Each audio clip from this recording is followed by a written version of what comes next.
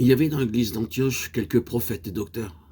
Comme donc ils vaquaient au service du Seigneur et qu'ils jeûnaient, le Saint-Esprit leur dit: séparez-moi Barnabas et Saül pour l'œuvre à laquelle je les ai appelés. Après donc qu'ils eurent jeûné et prié, ils leur imposèrent les mains et les firent partir. Eux donc, étant envoyés par le Saint-Esprit, descendirent à Séleucie, acte 13, 1-4.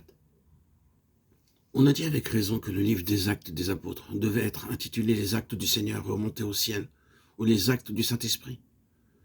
La promesse de Christ à son départ.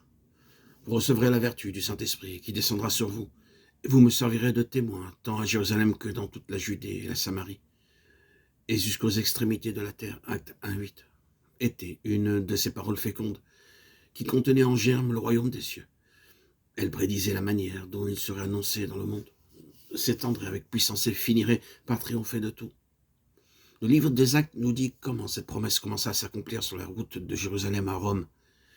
Il nous dit que l'Esprit Saint avait été envoyé aux disciples pour faire d'eux de fidèles témoins de Christ au milieu des Juifs et des païens.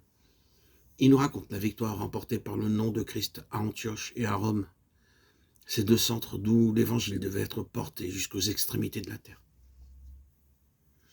Il nous fait voir à la lumière de Dieu que c'était pour faire des disciples de fidèles témoins jusqu'aux extrémités de la terre que leur maître leur communiquait par l'Esprit sa présence et sa puissance glorieuse. Les missions chez les païens étaient donc le but de la mission de l'Esprit.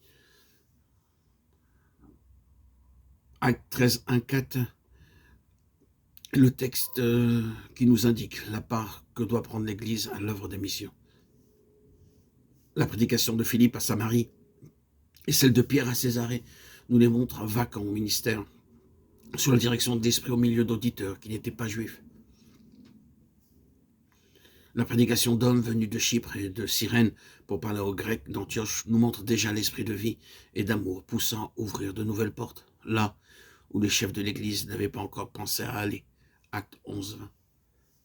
Mais il fallait encore que le choix des hommes désignés par l'Esprit pour l'œuvre des missions fit partie de l'organisation de l'Église et qu'ainsi toute la communauté des croyants prit part à l'œuvre pour laquelle l'Esprit avait été envoyé sur la terre.